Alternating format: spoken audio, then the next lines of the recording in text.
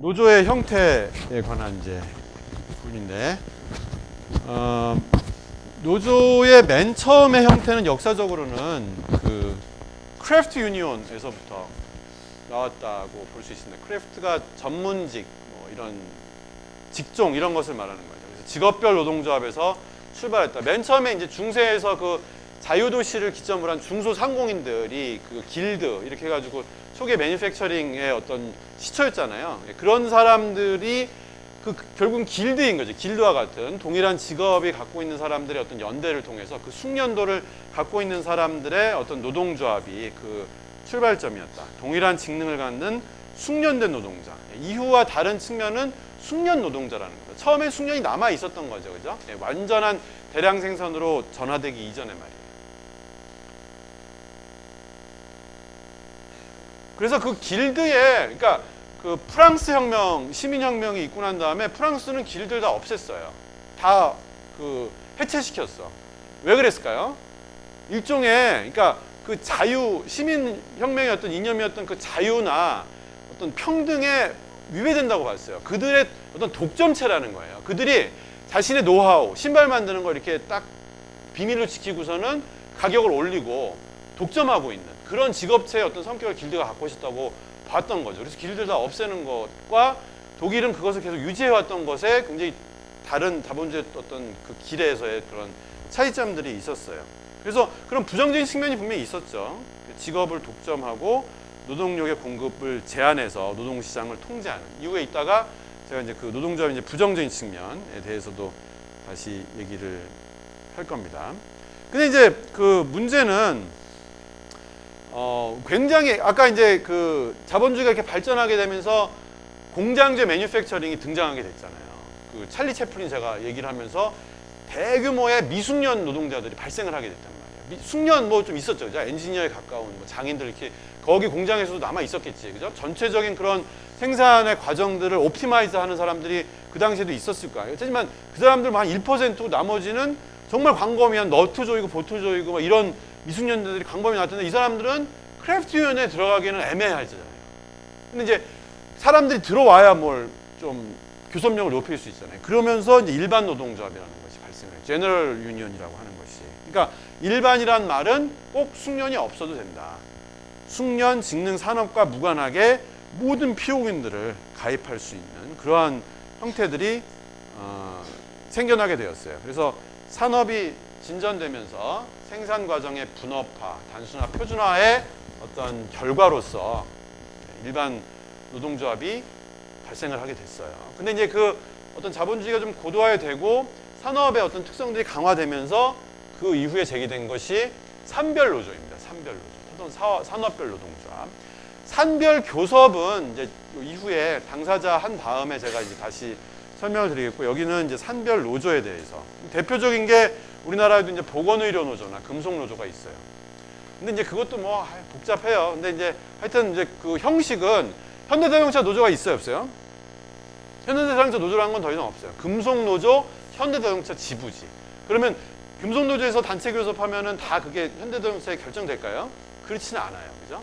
그래서 그건 교섭에서, 그러니까 좀 아주 온전한 형태의 산별 교섭, 산별 노동조합의 형태는 우리나라는 조금 아닌 여러 가지 베리에이션들이 있을 수는 있어요. 하지만 그 기본적으로는 이제 산별 노동조합의 형태를 띠고 있죠. 금속노조나 보건의료 노조는요. 그래서 동일 산업에 종사하는 모든 직종 근로자가 조직하는 그런 노동조합이다. 장점은 교섭력이 강하죠. 왜? 아까 말한 것처럼 교섭력의 원천은 그 머릿수, 쪽수, 그 사람들이 많으니까. 그리고 근로조건의 산업별 통일화. 그게 뭐 그렇게 중요해요? 그게 뭐가 중요해요? 산업별 통일화라는 게.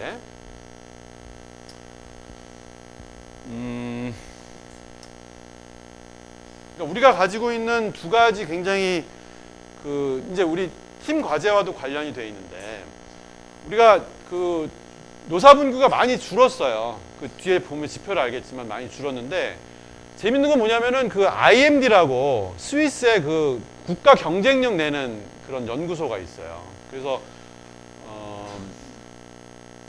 국제 경영 개발 연구소인가 하여튼 그런 데서 그 국제 경쟁력을 이렇게 내거든요. 순위를 쭉 내는데 우리가 뭐 꽤 상위권이죠. 근데 우리가 거의 항상 꼴찌라는 게 있냐면 그게 뭐냐면 노사관계 경쟁력이야.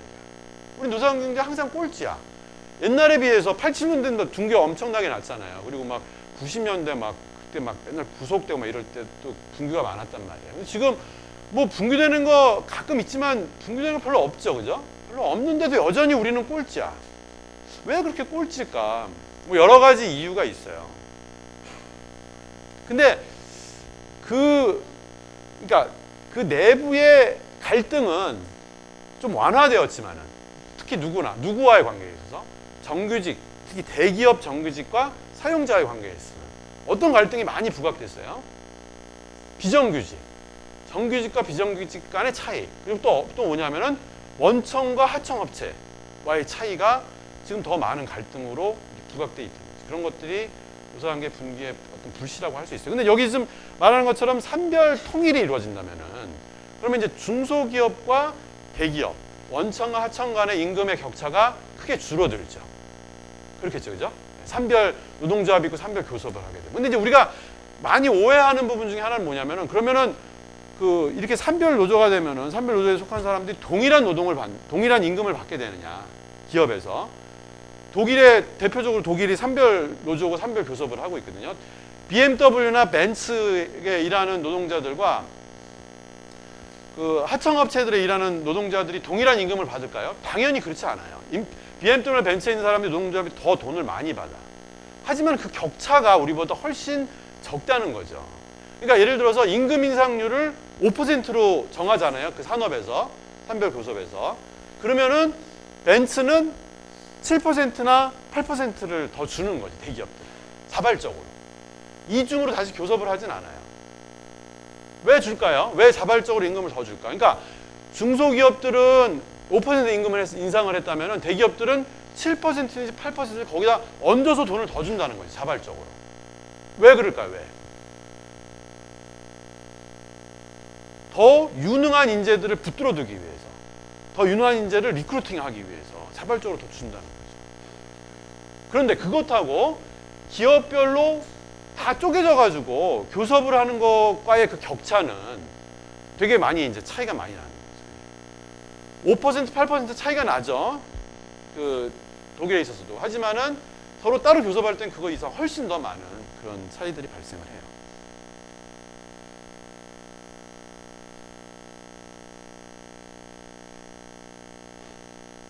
네, 그 다음에 기업별 노동조합. 특히 이제 우리도 여전히 그렇지만 이제 기업별 노동조합이 굉장히 강하죠. 지배적입니다. 뭐 산별 노조가 좀 있긴 하지만 대부분 다 기업별 노동조합이고, 일본도 역시 대표적인 기업별 노동조합이죠. 그리고 미국도 어떤 이제 좀 혼재되어 있긴 하지만은 그런 기업별 노동조합의 그런 것들이 좀 있고, 전 세계적으로 봤을 때에 산별 교섭에 비해서 기업별 교섭의 경향이 보다 두드러지는 것은 사실이라고 할 수 있어요. 유럽에서도 마찬가지고. 좀 분권화되는 거죠. 교섭이라는 것이. 근데 그것이 막 그렇게 완전히 산별 교섭이 없어지고 기업별 교섭을 다 대체되는 식으로 막 나타나지는 않아요. 부분적으로, 점진적으로 나타나고는 있어요. 기업별 노동조합이 갖고 있는 장점들이 많죠, 그죠? 네, 많습니다. 이런 어떤 사회적으로나 업종에 있어서의 불평등하고 불공정한 그런 어떤 임금이나 보상에 있어서의 격차를 벌리는 그런 부정적인 측면도 있지만은 그 기업의 컨텍스트에 맞는, 그 기업의 지급 능력에 맞는 그러한 임금을 책정할 수 있다는 점에서 기업별 노동조합이 갖는 그런 장점들이 있을 수 있죠.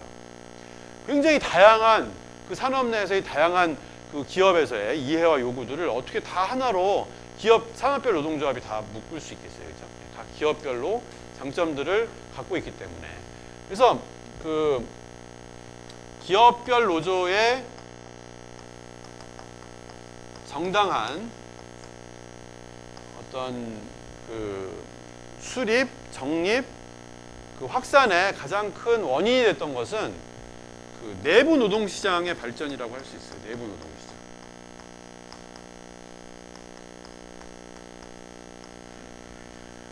그 말이 뭐냐면은 제가 그런 얘기를 들었잖아요. 포디즘 때, 포드 때 T형 자동차를 만들면서 당시에 막 이직률이 뭐 어마어마했다는 거죠. 40% 이렇게 됐단 말이에요. 그 말은 뭐예요? 그런 걸 뭐라 그러냐면 외부 노동 시장이라 그래요. 특성이 없어요. 여기 가나 볼트 너트 조이고 저기 가나 볼트 너트 조이고 마찬가지인 거죠. 조금 세게 조금 빨리 뭐 아니면 옆에서 아니면 앞에서지 거기서 거긴 거죠. 그게 외부 노동 시장인 거죠. 근데 점점 그 특성들이 이제 좀 두드러진 거죠. 도요타 시스템, 도요타의 생산하는 방식과 현대에서, 볼보에서, 포드에서 점점 달라지는 거죠. 그죠? 우리 현대에서 일하는 방식들과 삼성에서 일하는 방식이 되게 다르다 그러잖아요. 그죠? 그런 것들을 내부 노동 시장이라고 해요. 특성들이 강한 것이죠. 그래서 외부로 잘 전화되거나 대체될 수 없는 그러한 특성들과 숙련과 인적 자본들이 그러니까 축적되어 있는 그런 것이 내부 노동시장. 내부 노동시장이 강하면 당연히 그것을 대변하고 협상하려고 하는 기업별 노동조합이 이제 발전을 하게 되는 거죠. 우리나라의 어떤 역사적인 그런 노사관계 측면을 보면은 사실은 일본도 마찬가지고 노동조합이 너무 큰 입김을 갖게 되면서 약화시키기 위해서 기업별 노조를 강제한 그런 측면들이 있어요. 이승만 정권의 마지막 부분에 있어서도 기업별로 협약 단위를 제한하는 그런 조치들을 취했어요. 그 당시 해방 이후에 굉장히 좌우의 대립이 심각할 때에 전평 이런 걸 통해서 이제 좌파의 그런 입김이 굉장히 강했단 말이에요. 그것이 산별 노조, 그것이 또 정치적인 운동으로 들어가는 것을 우려해서 기업별 노조를 이렇게 끊어서 묶으면서 약화시키려고 하는 그런 의도들이 있었죠. 근데 이제 그것이 그 이후에 그렇게 다시 산별로 모이거나 이렇지 않고, 그리고 더 이상 그렇게 정부가 막 그렇게 옛날처럼 막 너무 강압적으로 막 탄압하고 그러지 않잖아요. 노동운동을. 그럼에도 불구하고 기업별 체제가 계속 유지되는 것은 뭐 때문에 그렇다고요? 정부가 지금도 막 무슨 일부러 막 기업별 이렇게라고 말하기는 어렵죠. 그러니까 결국은 근로자들, 노동자들이 갖고 있는 내부 노동시장적인 특성, 특수성 이런 것들을 대변하는 대변체가 필요하기 때문에 기업별 노동조합의 어떤 유지가 이루어지는 거죠. 우리나라에 있어서.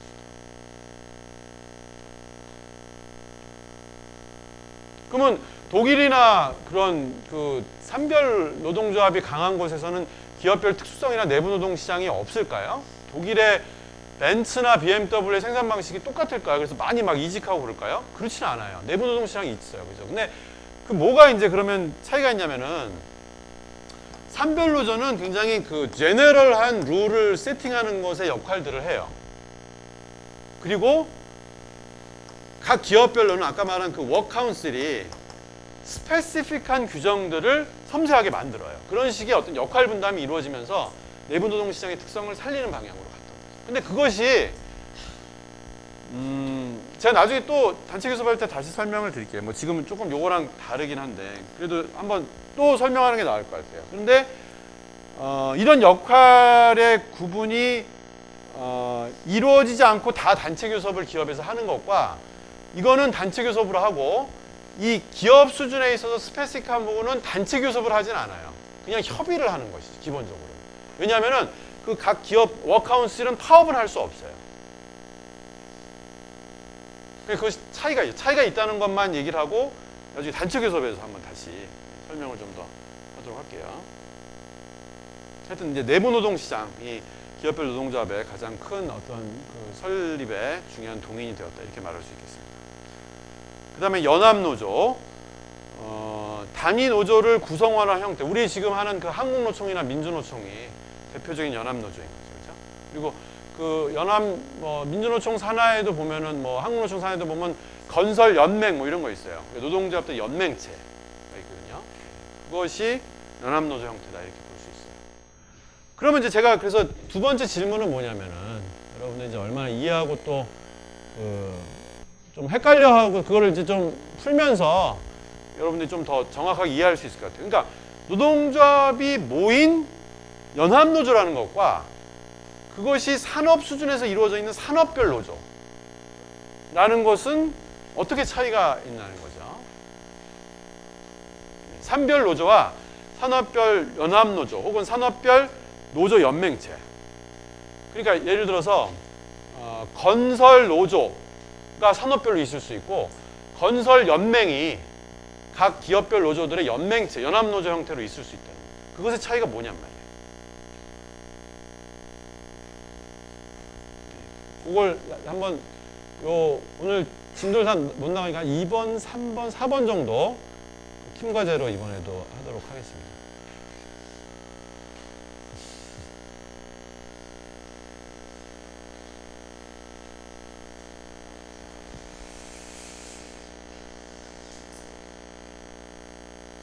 자, 그 다음에 세 번째 꼭지가 노동조합의 생산성에 관한 부분이에요. 네, 이게 이제 이거 노동경제학의 프리만 앤 매도프라는 사람이 이제 What do Unions라는 그런 책에서 Two Face of Unionism, 그러니까 어떤 노동조합주의의 뭐 두 가지 얼굴, 뭐 이런 이제 이름의 내용들이거든요. 그러니까 긍정적인 측면이 있고 부정적인 측면이 있다. 근데 이제 그것이 우리 경영학에서 가장 좀 관련되어 있는 부분이라고 할 수 있어요. 우리가 아무래도 기업의 생산성과 이런 것들을 중요시하는 학문이잖아요. 그러니까 노동조합이 그 생산성에 어떤 영향을 미칠 것이냐가 우리의 가장 중요한 초점 중에 하나라고 할 수 있죠. 그래서 프리만 매도프가 뭐라 그랬냐면은 그 당시에 집단적 발언 측면과 독점적 측면이 있는데 그것을 노동조합의 양면성이다. 두 얼굴이다 그러는 거죠. 그래서 독점적인 측면은 좀 부정적인 영향을 미치고 집단적 발언 측면은 긍정적인 영향을 미친다. 이렇게 이제 정리를 했어요. 근데 그걸 제가 조금 이렇게 다시 재정리를 한 거거든요. 근데 이제 한번 그것에 대해서 먼저 조금 그 사전 설명을 좀 하도록 할게요. 일단 두 가지의 기제가 있다고 그 당시에도 얘기를 했어요. 그것에 이제 기초로 한 건데 voice or exit.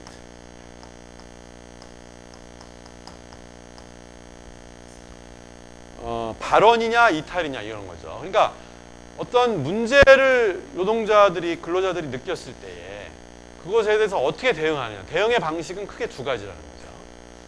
여러분들이 그 남자친구를 사귀다가 여자친구를 사귀다가 서로 막 안 맞아.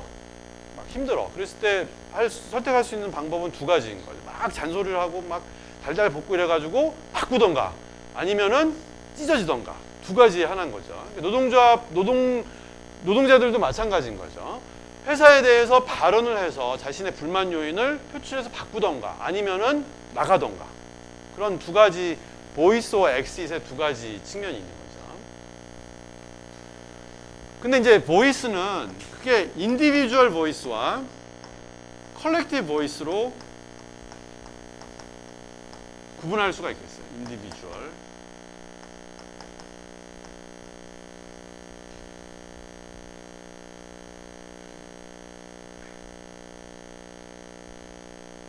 인디비주얼 보이스, 컬렉티브 보이스.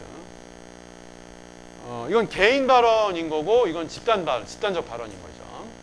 불만이 있을 때 개인적으로 얘기한다. 가능하죠, 그죠? 근데 그게 한계가 있다는 거죠. 왜 한계가 있겠어요?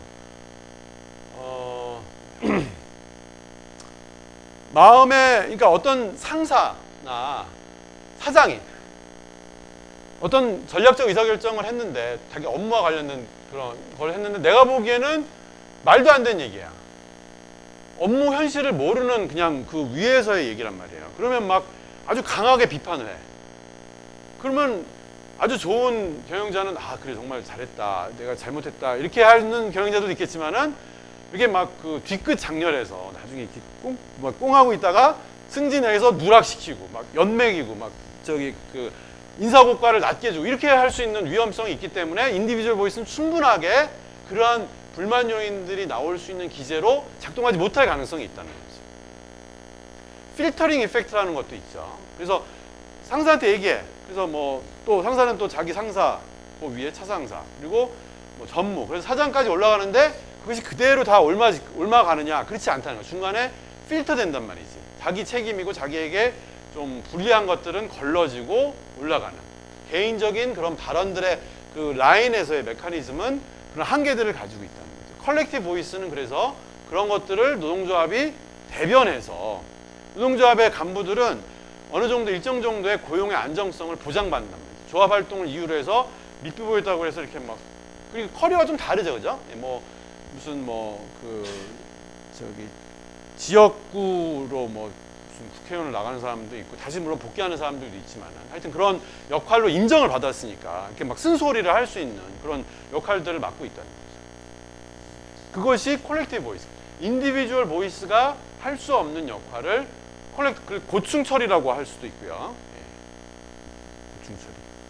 군대 갔다 온 그 남학생들은 이제 그 소원수리라고 해요, 지금도.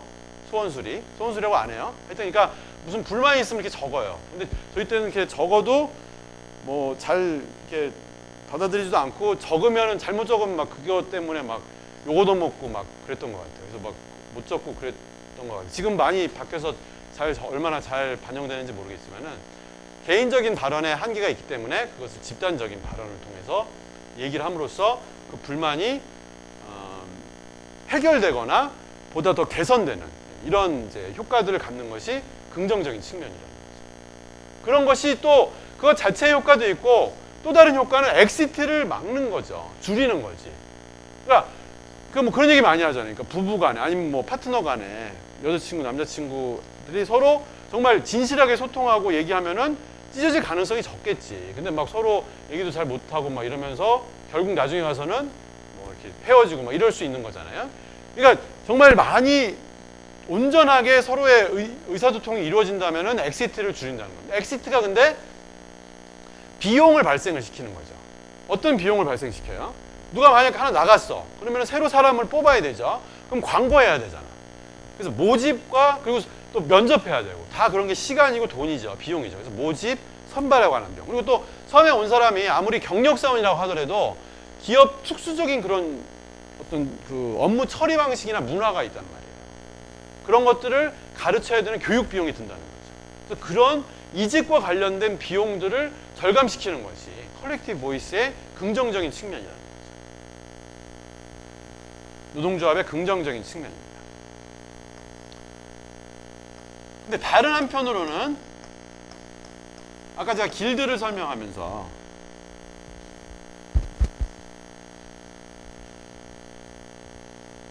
프랑스에서는 없어졌다 그랬잖아요. 그죠? 길드가 없어지면서 그 독점적인 효과도 역시 노동조합이 갖고 있다는 거죠. 독점적인 효과. 만약에 우리가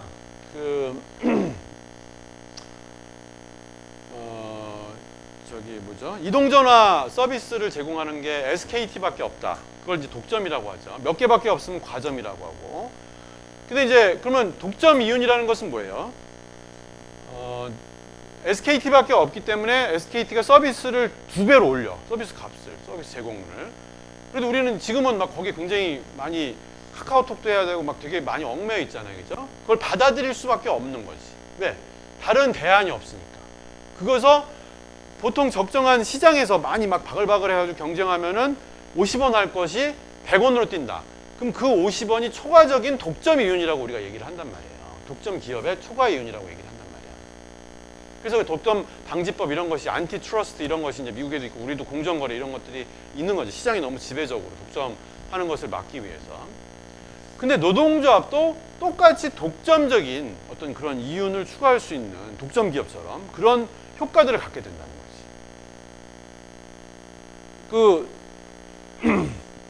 SKT는 휴대전화, 이동전화 서비스를 제공하지만 그 노동조합은 뭘 팔아요?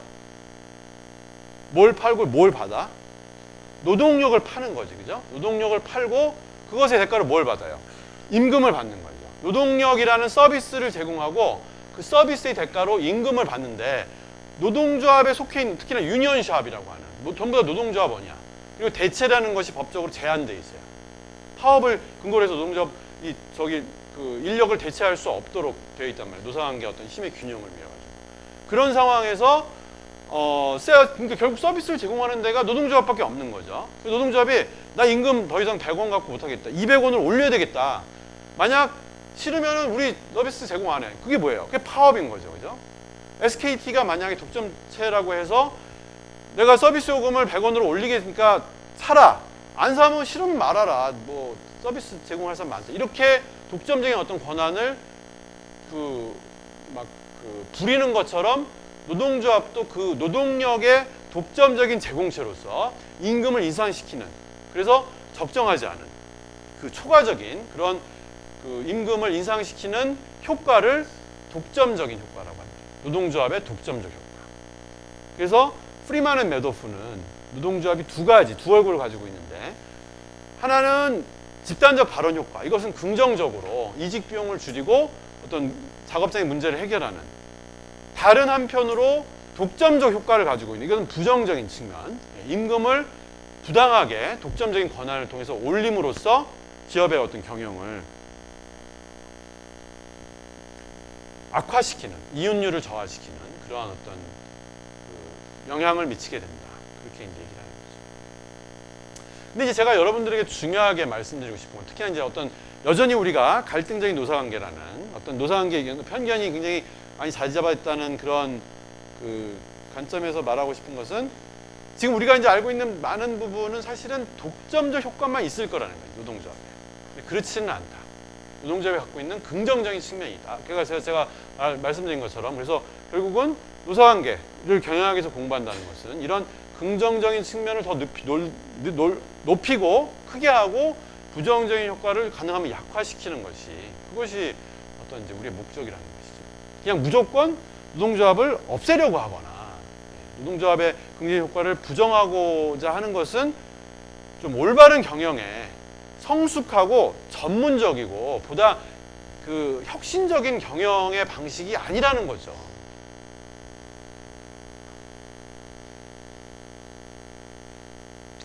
근데 이제 제가 여기서 이제 그래서 이제 재구성했다고 말했잖아요. 그 프리만과 매도프가. 제가 말씀드리고자 하는 것은, 근데 집단적 발언 효과나 독점적 효과나 전부 다 긍정적, 부정적인 측면을 다 가지고 있다. 그렇게 제가 말씀드리고 싶은 거예요. 한 번 더 제가 그 어떤 경계를 좀 허물고자 하는 거죠. 그죠? 왜 그러냐면은, 여기 이제, 그래서 그 강연에서 보는 것처럼, 집단적 발언의 아까 이제 그런 문제점의 개선 측면 외에도 특히나 중요한 부분이, 제가 이제 그 경영 참가에서도 다시 또 얘기를 하겠지만은, 그 workplace knowledge, 그러니까 작업장 지식이라는 것으로 이제 제가 이렇게 좀 명명하고 있어요.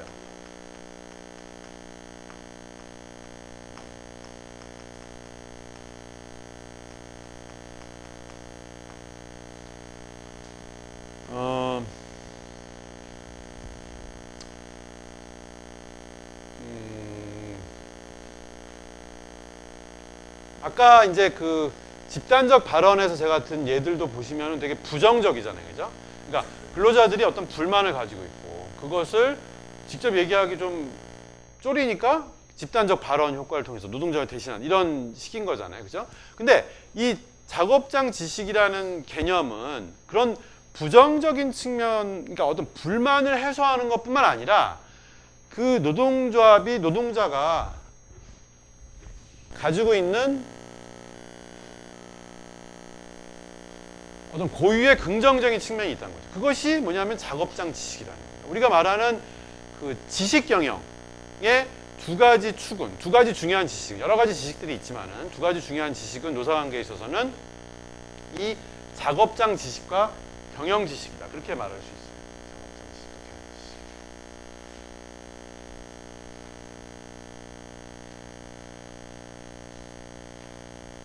그래서 노사관계는 하나의 일종의 팀이다.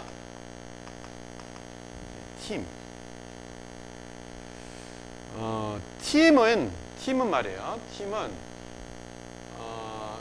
어떤 지식 경영에 봤을 때에서는 어떠한 지식을 가지고 있으냐. 일단 팀원들이 갖고 있는 지식이 팀의 과제를 해결하는 데 있어서 중요해야 돼. 렐러번트 해야 돼. 렐러번스. 첫 번째 있고. 두 번째는 이질적이어야 돼요. 이질적. 이 그림을 제가 한번 그렸지만은 다시 한번 이제 그리도록 할게요. 그러니까 우리가 어떤 팀이 이런 인포메이션 셋을 갖고 있는 사람과 이런 인포메이션 셋을 갖고 있는 사람들이 있어요. 고만고만해. 이렇게 뭐 남자야. 군대 갔다 오고 군대에서 축구하고 그리고 또 술 잘 먹고 밤늦게까지 같이 똘똘똘 뭉쳐가지고. 근데 문제의 해결은 이런 부분에 맞춰져 있는 거죠. 문제를 해결하는 인포메이션은 이렇게 맞춰져 있어. 그렇게 동질적인 문화, 동질적인 지식을 갖고 있는 사람들이 강한 문화를 갖죠, 그죠? 예. 오늘 제가 몇 번 내려다 보니까 한양대 전철역에 보니까 두산 인프라코어가 강한 우리의 뭐 해답은 강한 기업 문화다. 하나. 그게 전통적으로 생각하는 거지만 요즘에는 사실 꼭 강한 문화가 정답이라고 얘기하진 않아요. 다양한 문화. 다양성을 인정할 수 있는 문화. 왜 그래요? 강한 하나의 문화면은 하나의 일처리와 하나의 어떤 어프로치와 하나의 문제 해결 방식. 이건 이렇게 다양한 문제들을 해결하지 못하는 한계들이 있기 때문에 그런 거죠. 정말 일사불란하게 어떤 방향으로 전부 다 이렇게 막 움직이는, 재빠르게 움직이는 것이 반드시 베스트한 기업의 문화는 아니라는 거죠. 근데 만약에 이런 인포메이션 셋에서 이런 사람도 있고, 이런 사람도 있고, 이런 사람도 있다면은 이런 동질적인 문화보다는 훨씬 더 해결할 수 있는 가능성들이 높다는 거죠. 이질적인.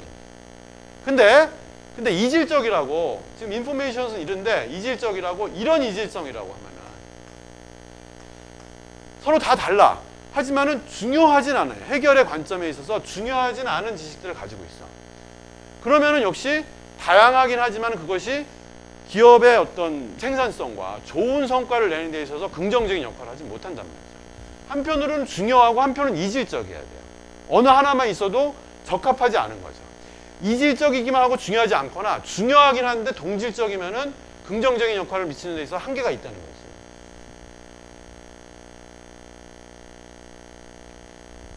근데 작업장 지식과 경영 지식이 그렇다고요. 그렇다고. 서로 이질적이란 말이에요. 아까 지금 경영 정권, 아까 얘기할 때 경영제 어떤 전문성 얘기했잖아요. 경영제 전문성이라는 게 뭐예요? 어떤 시장의 트렌드를 이해하고 어떤 전략적인 의사결정을 할 수 있는 그런 어떤 시스템과 플랜, 이런 것들을 짤 수 있는 전문적인 경영 지식들을 필요로 하잖아. 그런 것이 중요하지 않아요? 그런 것들이 중요해. 경험에서, 이론에서 도출되는 그런 기본적인 원리에 대한 이해와 경험과 지식들이 중요하단 말이죠. 그런 노하우를 갖고 있는 전문 경영인들이 필요해. 중요해. 그것이 뭐 이렇게 아주 스무스하게 이렇게 뭐 스티브 잡스가 겪었던 실패처럼 이렇게 등락이 있을지 몰라도 그런 지식이 분명히 중요해요. 근데 또 한편으로는 작업상에서 오래 일하면서 다양한 문제를 해결하고 다양한 소비자들의 욕구들을 이해할 수 있고 변화들을 이해할 수 있고, 은행 직원인데 뭐 이렇게 들어왔을 때 저 할머니는 어떻게 응대하고, 할머니는 돈이 많아. 참 여러분들 선배 중에 그런 친구 있었어요. 그 은행에 아마 취업을 한 것 같은데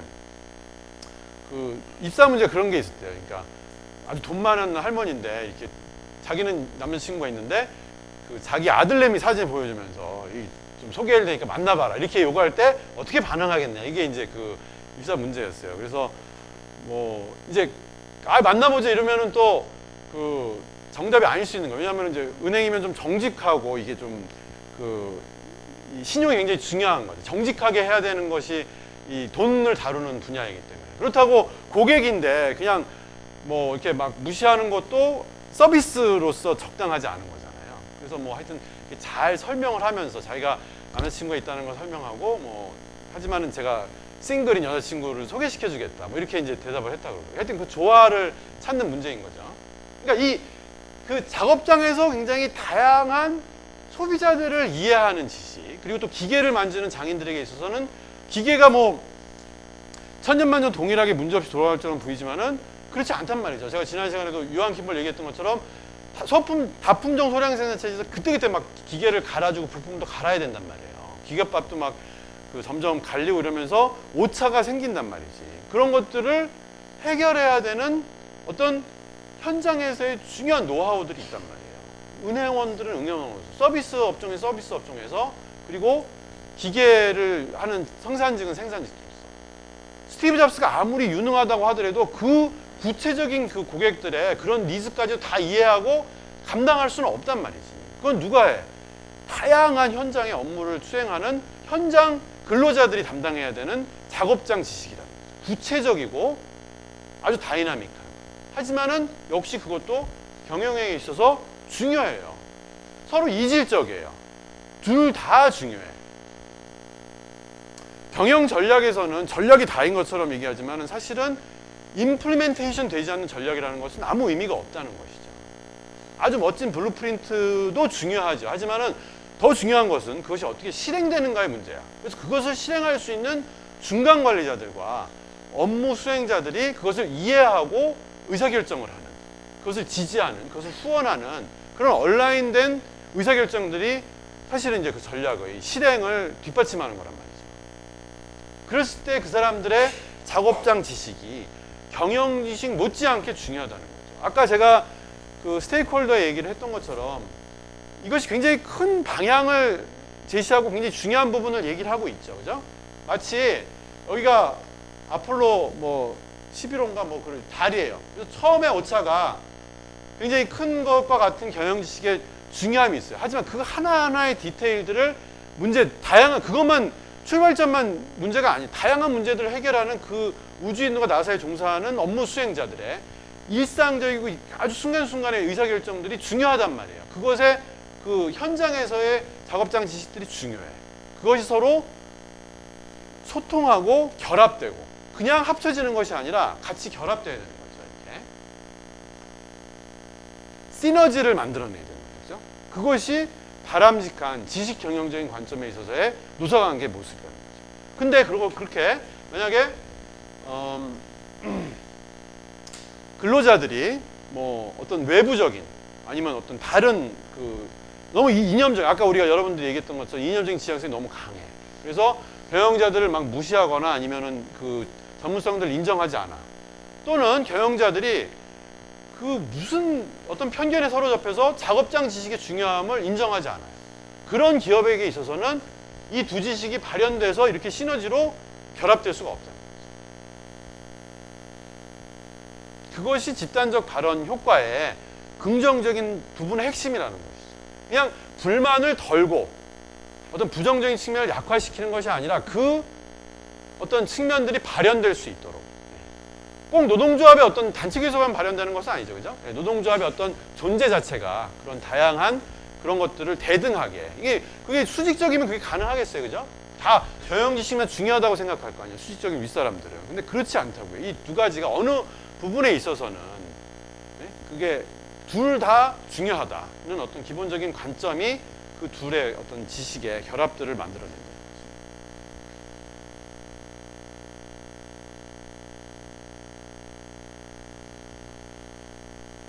근데 이제 부정적인 측면도 있어요. 그건 뭐냐면은 의사결정의 지연이야. 그러니까 비용적인 측면이에요.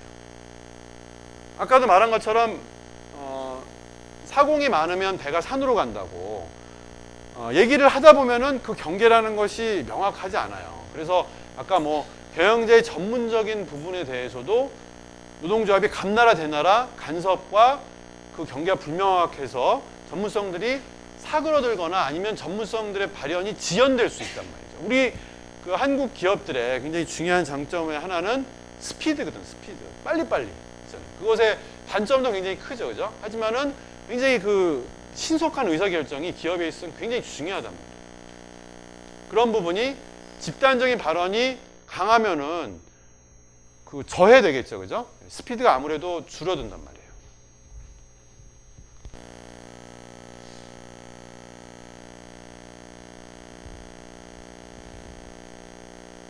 그래서 그러니까 조금 다른 얘기를 하면은 다른 얘기 했다가 다시 이 이야기로 돌아오면은 궁극적으로는 제가 말하는 거는 그러니까 긍정적인 효과도 있고 부정적인 효과도 있다. 그럼 뭐 집단적 발언 효과는 항상 긍정적이냐? 그렇지 않다는 거죠. 긍정적인 효과도 부정적인 효과도 있는데 긍정적인 효과가 부정적인 효과보다 컸을 때 긍정적인 것이지 부정적인 효과가 없다는 것은 아닌 거죠. 어떤 컨텍스트, 어떤 기업에서, 어떤 시기에, 어떤 이슈에 있어서는 긍정적인 측면이 더 클 수 있고 그렇지 않은 경우에 있어서는 부정적일 수 있는 거죠. 노동조합은 항상 경영의 적이거나 항상 경영의 친구는 아닌 것이지 오히려 경영의 한 부분인 거죠. 그죠?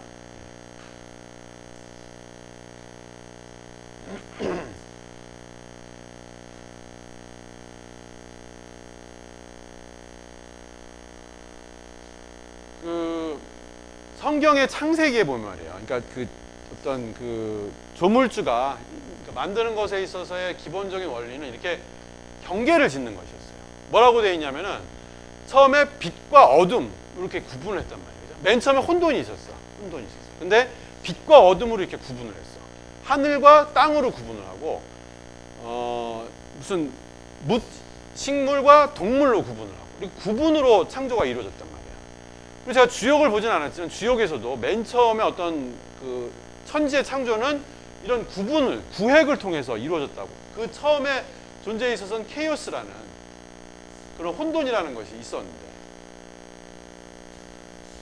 근데 그러니까 창조의 출발점, 신의 창조는 이런 혼돈에서 구분으로서 이렇게 출발한 것처럼 보인단 말이죠. 근데 실제로는 말이에요.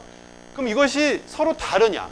그러니까 남자와 여자가 달라요. 다르죠. 물론 다른데 그것이 완벽한 경계냐면 그렇지는 않아요. 남자도 여성 호르몬을 가지고 있고 여성도 남성 호르몬을 갖고 있는 것처럼, 제가 지난 한번 얘기했던 것처럼 우리가 계속 지금 살아만 있는 것처럼 보이지만 계속 죽어가고 있단 말이에요. 삶과 죽음이 이렇게 공존하고 있어.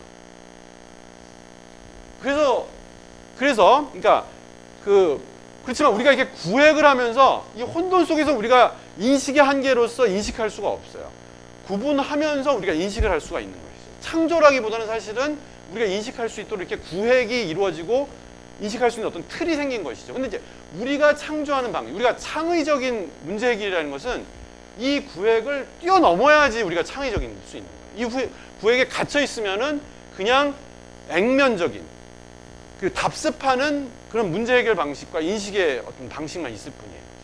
거기서 창의적이라는 것은 원래 이것은 혼돈을 통해서 하나가 이렇게 다 묶여져 있었던 거죠. 다 이렇게 공존하고 있었어요. 다 연관되어 있었고, 그 연관을 이렇게 구분을 통해서 끊어놓았지만 사실은 그 연관이 없는 것은 아니란 말이야. 서로 다 연관되어 있어. 영향을 주고받고. 근데 이렇게 창조했던 것에 구획에 강조되어서 그 안에 갇혀 있으면은, 그러면은 어떤 창의적인 새로운 그리고 원래의 본연의 궁극적인 그런 가치들을 발견해내지 못한다는, 그냥 표면적인 가치, 표면적인 방식에 의해서.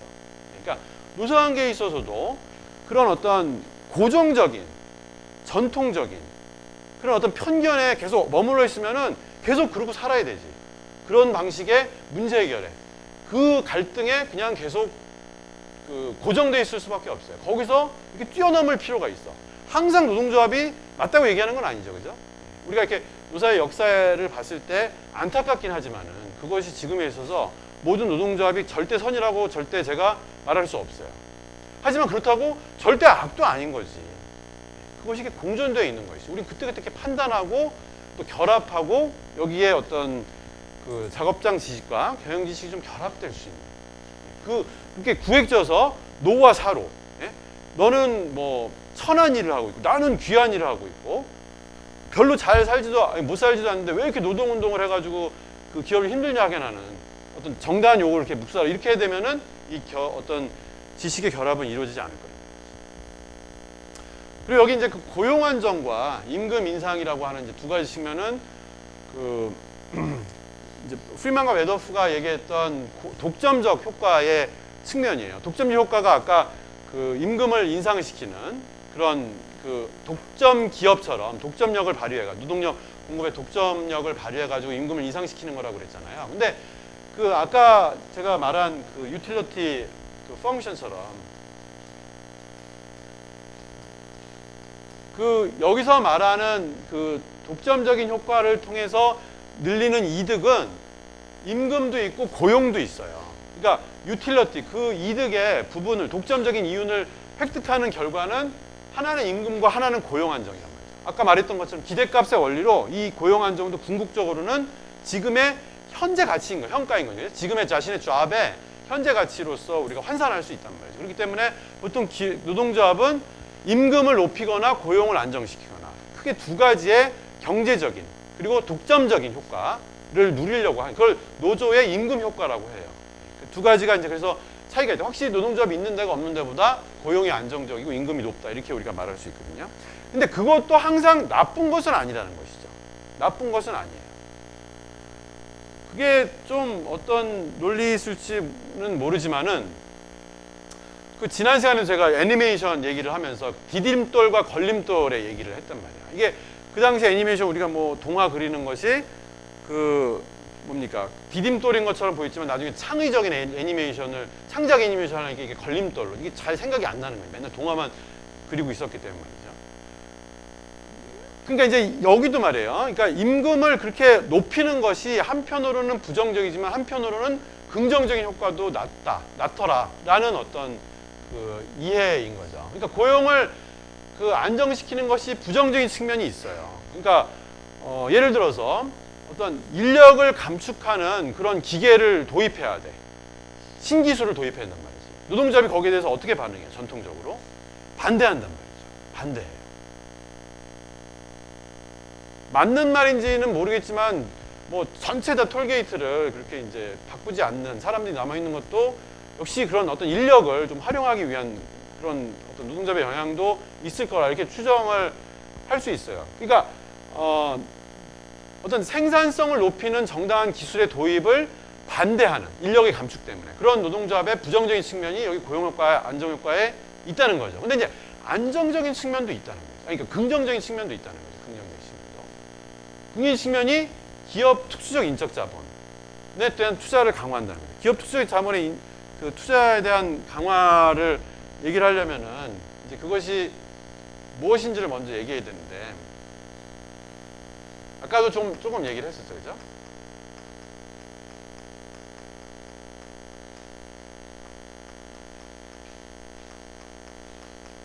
기업 특수적 인적 자본.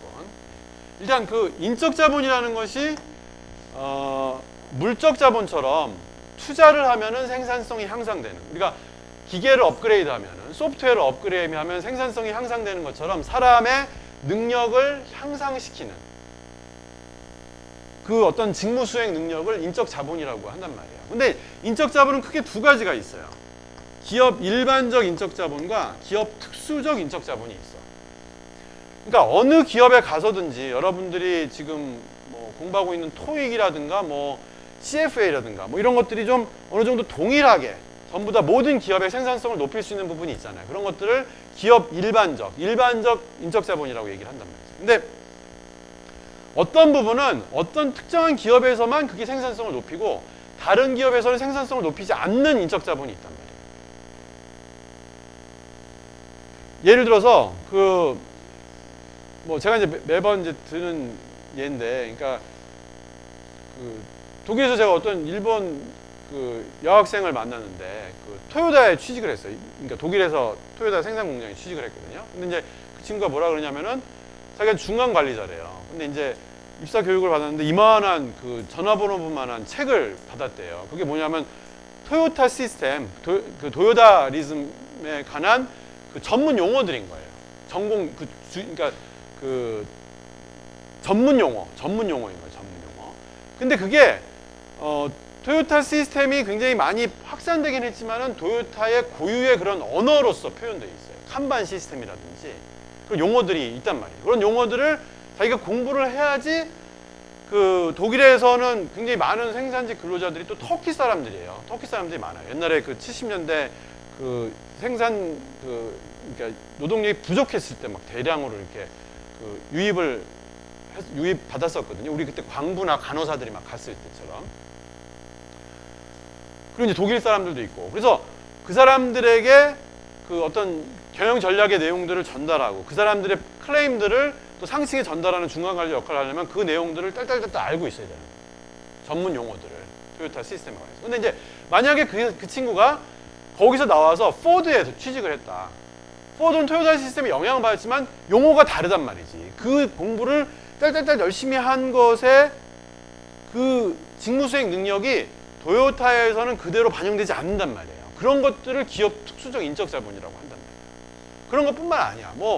우리 손발을 맞춘다 그러잖아요. 우리 팀 작업을 하잖아. 그러면 상사가, 자기 동료가 어떤 방식으로 협업을 해야 되는지에 대한 어떤 서로 감과 무건들이 이렇게 암묵적인 어떤 합의들이 있는 거잖아요. 그래서 좀 업무가 중복되면 좀 나누기도 하고 서로 돕기도 하고 뭐 일부 경쟁도 하고 이런 식의 그런 코드를 서로 맞추는 과정들이 필요하단 말이에요.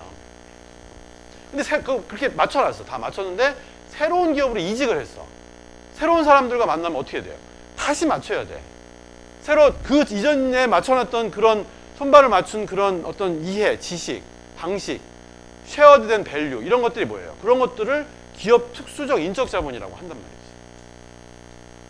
근데 내가 그래서 이 기업에서 필요로 하는 이 기업의 특수한 기계를 다루는 소비자들을 다루는 동료들과 같이 일하는 이런 것들을 내가 열심히 획득하려고 노력을 해야 내 생산성이 올라갈 수 있겠죠. 근데 만약에 내가 내일 잘릴지 모레 잘릴지 몰라. 비정규직이야. 기간제야. 그러면은 거기에 대한 투자를 정규직만큼 열심히 하겠냔 말이지. 안 한단 말이죠. 그죠? 왜냐하면 내가 이걸 투자를 해봤자 다른 기업으로 가면 소용이 없을 줄 아니까 열심히 그거에서 학습하고 배울 유인이 없는 거잖아요.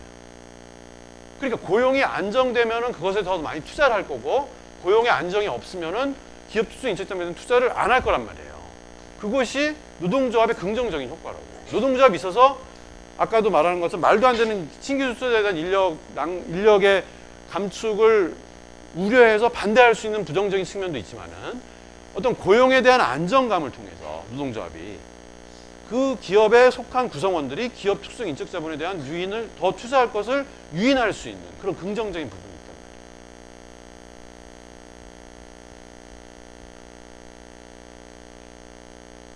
그 다음에 임금 인상. 임금 인상의 부분도 제가 요 다음 시간에 홀드업에 대해서 더 자세하게 얘기하겠지만 기본은 이제 그런 거죠. 그러니까 과도하게 임금을 올리는 것을 말해요. 아까 말했던 것처럼 우리가 흔히 알고 있는 것을 홀드업이라는 것은 강탈한다는 걸 말해요. 강탈, 탈취, 정당한 것들을 얻는 것이 아니라 부당하게 강제적으로 강탈한다는 거예요. 무엇에 기초로 해서요? 독점적인 그런 지위를 기초로 해서 노동조합이 임금을 인상시키는 것을 홀드업이라고 한다는 거예요. 홀드업.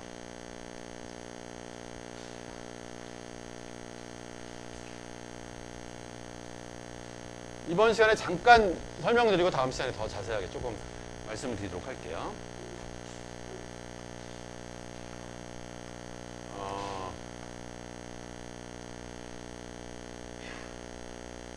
어떤 지금의 자산 가치가 있어요. 우리가 공장에 있는 설비들이 이렇게 있잖아요. 기계 부품들이 이렇게 다 있단 말이에요. 그런 것들을 다 모았어. 세팅했어. 그리고 그것에 익숙한 근로자들 이러면서 형성된 컴바인드된 결합된 시스템으로서의 그런 자산의 가치가 있잖아요. 근데 만약 그것들을 다 쪼개가지고 분해해서 팔아버린다. 새로운 공장을 그냥 다른 사람에게 팔아버린다. 그러니까 분해된 것을 만약 공장을 누가 인수하지 않는다면 중고품으로 이렇게 다 팔아버린다 하는 것의 가치.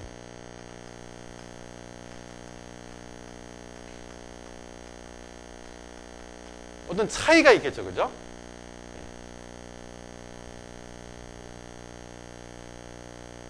그래서 만약에, 그러니까 이제 요것이 어떤 이윤이에요, 이윤. 노동조합이 얼마만큼 임금을 인상시킬 것이냐. 이 이윤을 다 잡아먹어요. 노동조합이 다 이윤을 달라고 요구를 해. 이 자산 가치를 넘어서 이 자산 가치보다 더 많이 요구를 막 해요. 그런 걸 뭐라 그래요? 그런 걸 강탈이라고 한다고. 정당하지 않잖아요. 그죠? 자산의 가치고 그것에 정당한 어떤 이윤과 배당금을 받아야지 투자를 할 거 아니에요. 은행 이자만큼은 나와야 될 거 아니에요. 근데 그것을 넘어서까지 막 요구를 해. 노동조합이. 그러면 사용자가 그걸 받아줄 것 같아요? 안 받아줄 것 같아요? 안 받아줄 것처럼 보이지만 그걸 울겨 가져먹기로 받아줘야 될 수밖에 없는 상황이죠. 그것을 유사지대라고 해요. 유사지대. 이걸 유사지대라고 합니다. 실제로 이윤이 나는 것은 아닌데 지금 만약 그래서 공장을 닫아버렸어. 부품을 다 팔아버려요. 그럼 이 자산 가치가 그대로 지금 가치를 받을 수 있어요? 받을 수 없어요. 다 분해서 팔면은 이 중고품밖에 못 받아. 그러니까 울며 겨져먹기로 이 지대만큼이라도 건지려고 그 요구를 받아들일 수밖에 없다는 거죠. 그래서 노동조합은 여기까지 요구를 한다는 거죠. 홀드업 이론에 따르면. 그러니까 그것은 뭐에서 나오냐면 자산 투자의 어떤 고정성에서 나와요. 일단 투자를 하면 그것이 썬코스트가 되고 그것을 빼면은 원래의 가치로 보상받지 못해요. 그 차이, 그것만큼까지 노리고서 노동조합이 임금 인상을 할 어떤 가능성이 있다. 그것이 홀드업 프로블럼이라고 해요. 제가 다음 시간에 조금 더 다시 자세하게 말씀을 드리도록 할게요. 근데 이제 그 임금을 인상을 시키면은 또 긍정적인 측면은 그러니까 그런 이제 예를 들 수 있는데 뭐 딱 맞진 않지만은 물고기가 그게 무슨 참치인가요? 참치를 이렇게 하면은 그냥 옮기면은 죽는데요. 근데 이제 거기에 이렇게 상어를 한 마리 풀어놓으면은 막 하고 그러다가 살아 있다는 거죠. 살아 있으려면 약간의 어떤 긴장감이 있어야 됩니다. 이렇게 하면 막 쪼리고 이러다가 포기하지 않고 살아남는 유인이 되는 거예요. 노동조합이 있으면은 임금을 막 자꾸 올리잖아요. 그러니까 경영을 자꾸 더 합리화한다는 거예요. 노동조합이 없어. 자기 마음대로 할 수 있어. 경쟁이 치열하게 하지만 그래도 완벽하게 아주 치열하게 그렇게 하지 않을 수 있는 비델 언덕이 있기 때문에 자기 마음대로 할 수 있는 거기서 나는 또 이윤도 있기 때문에 경영을 완전히 합리화하지 않는다. 근데 노동조합이 임금을 막 높이니까 그것에 맞추기 위해서 더 합리적인, 더 혁신적인 이런 것들을 계속 지향하고 노력하는 것이 임금 인상 효과의 임금 인상의 이제 긍정적인 측면이다. 그렇게 말씀드릴 수 있겠습니다. 예, 그 팀 과제는 다음 주 이번 주에는 2, 3, 4, 그 다음 주에는 5, 6, 7 그렇게 하도록 하겠습니다. 그러니까 길게 쓰지 마시고요. 길게 쓰시느라고 고생 많이 하셨는데 그냥 좀 토론하시고 좀 이렇게 간단하게 하도록 하세요. 너무 부담 갖지 않게. 그래서 다 합쳐서 한 페이지를 넘지 않게 키워드 중심으로. 근데 이제 아이디어 제너레이션 좀 많이 해서 좀 참신하고 적합한 그런 키워드를 좀 찾아서 간단하게 표명하는 것으로 한 페이지 이내로 그래서 2, 3, 4번을 하고 그 프린트해서 제출해 주시기 바랍니다. 마치겠습니다. 네.